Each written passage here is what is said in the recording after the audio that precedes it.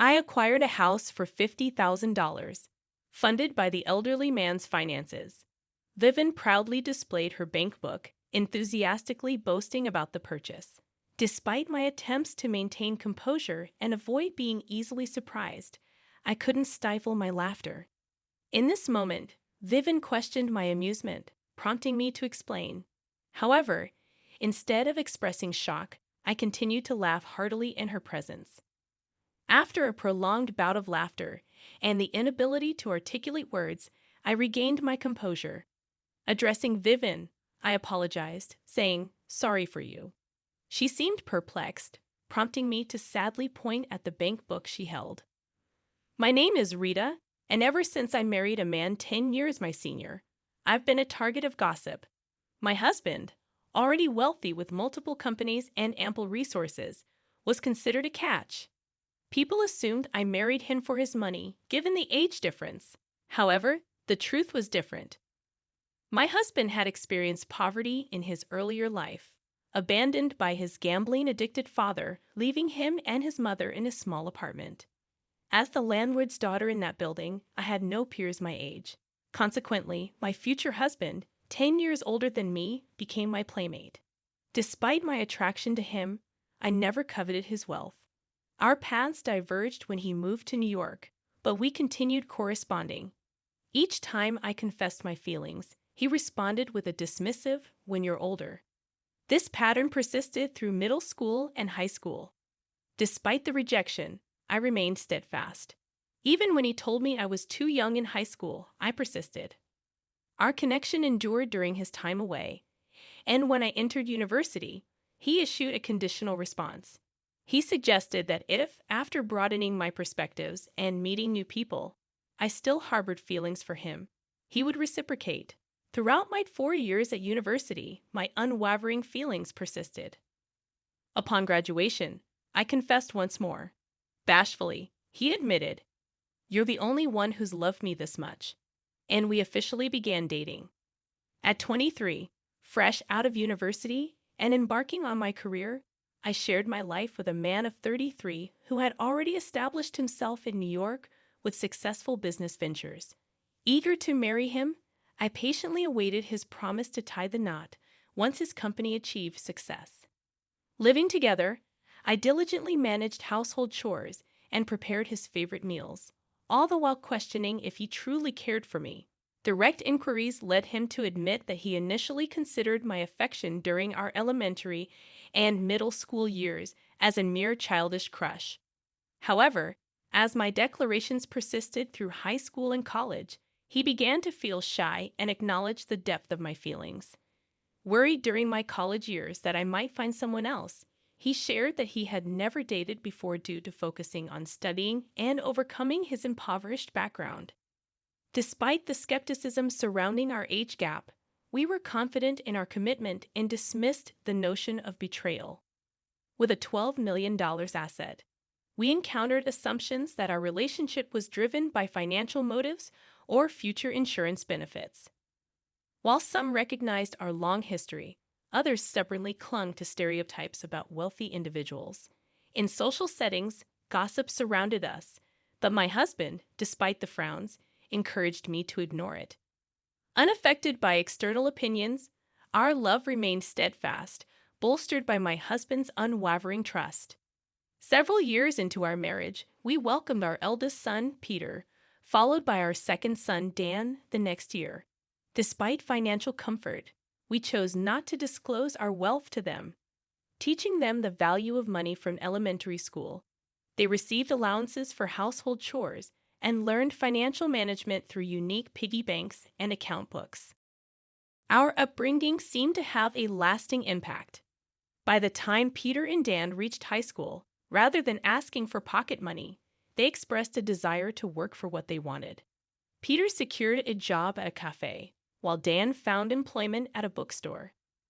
Their mutual respect for each other's interests filled me with anticipation for their futures, a sentiment echoed by my husband.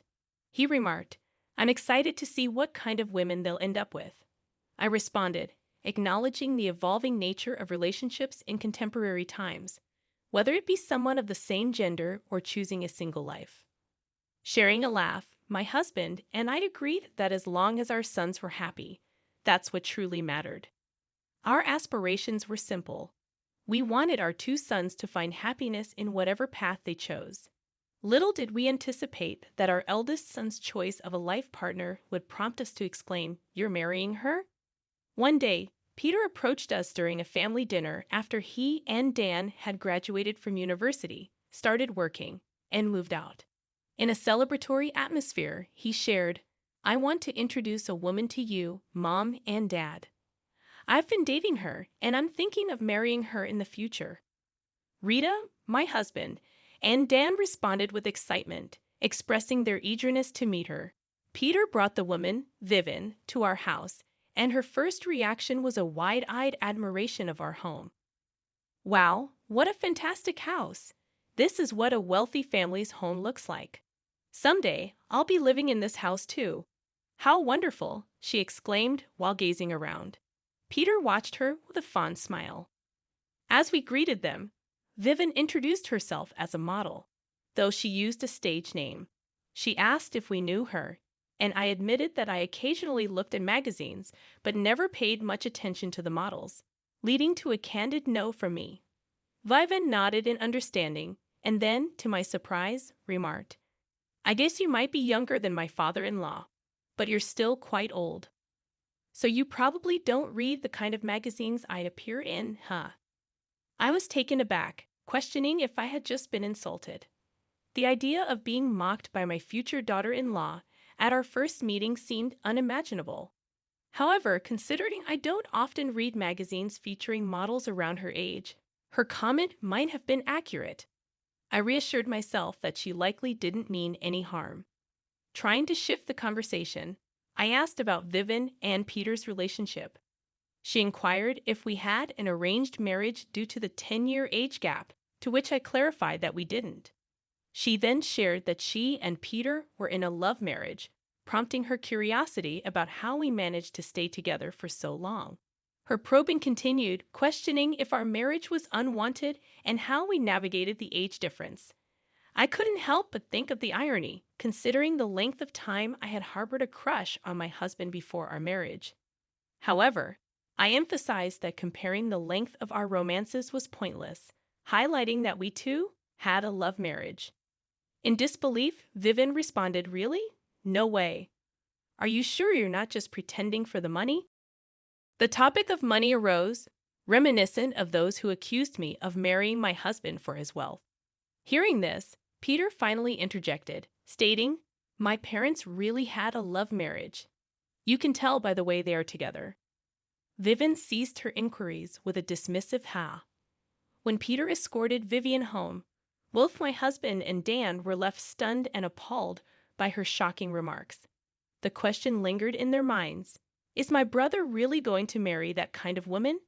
Concerned about his brother's choice, Dan, holding his head, wondered aloud about the abundance of nice women available for Peter.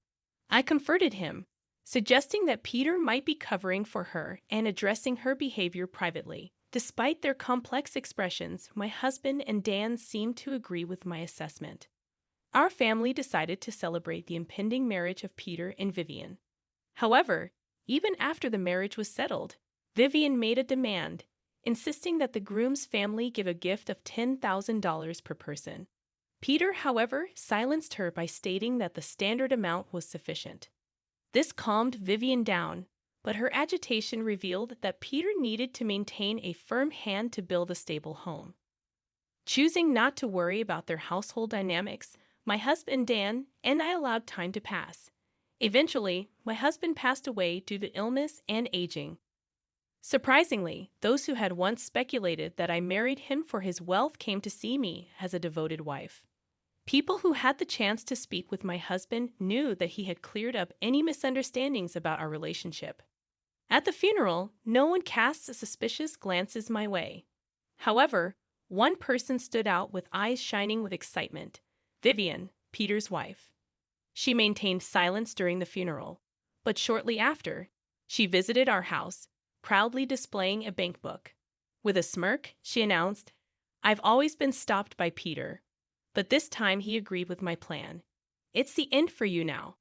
Confused by her cryptic words, I had no idea what she meant by the end. With that bank book, she proceeded to boast about buying a house for $500,000 with the old man's money, a reference to my deceased husband.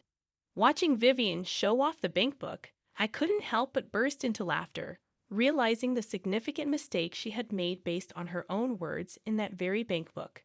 Despite my attempts to remain calm and composed since my husband's death, I couldn't contain my laughter.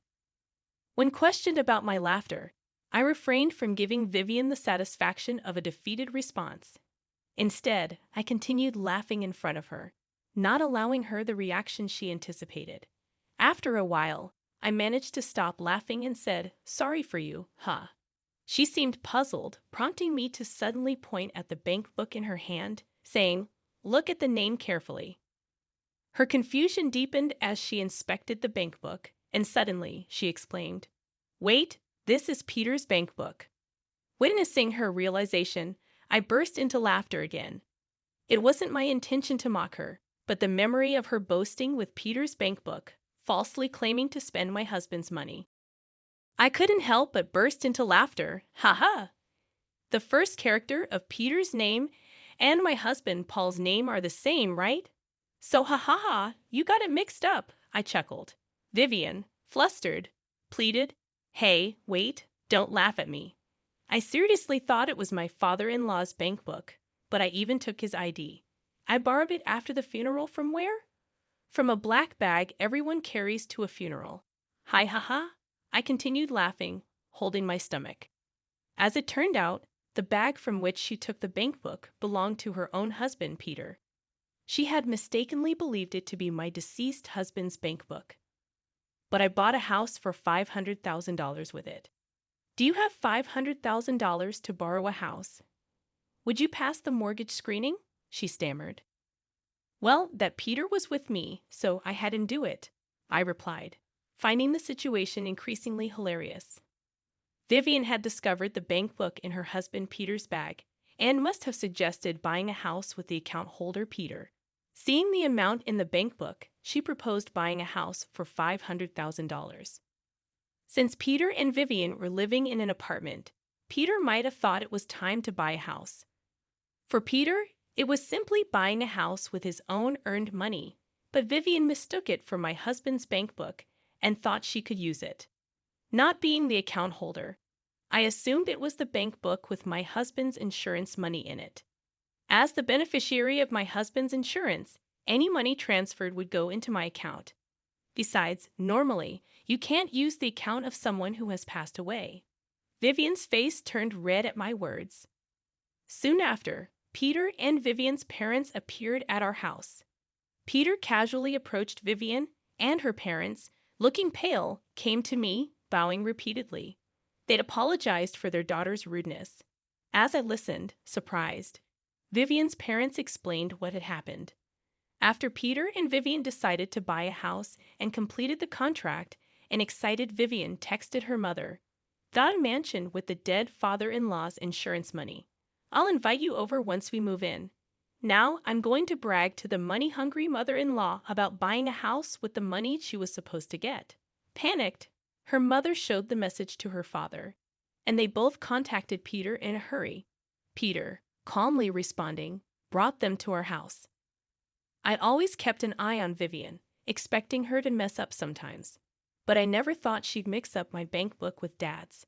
Peter and I laughed as much as we could when we realized Vivian's mistake. Vivian's parents told her to apologize, their faces still pale, but Peter and I continued to laugh, creating a chaotic scene. Once we stopped laughing, Vivian's parents apologized, and a flustered Vivian also apologized to us. I assured them, saying, "Oh, it's all right. In the end, I haven't suffered any harm."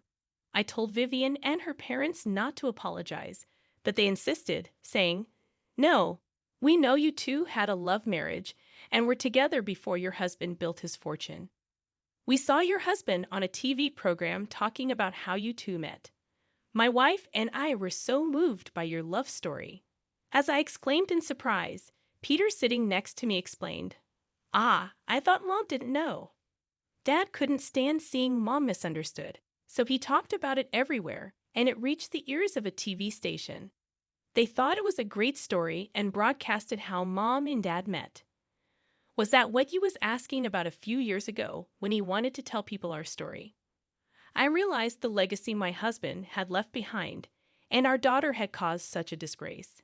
When Dan, the younger son, heard about it later, he said, "I just can't understand my brother's thinking," looking skyward. When I asked Peter why he loved her so much, he replied with a laugh, "She's never boring to watch." Remembering how he made me laugh during my grief after my husband's death, I felt I understood what he meant. Being with her probably meant no time for minor worries or sulking. Though Vivian did what she did, she had been without an allowance for a while and recently started working at my favorite cafe. Whether she was embarrassed by how much I laughed at her, scolded by her parents, or heard in detail about mine and my husband's love story from them, I'm not sure. Lately, she's been calling me ma'am and treating me more respectfully. For a while, I think I'll continue visiting this cafe, watching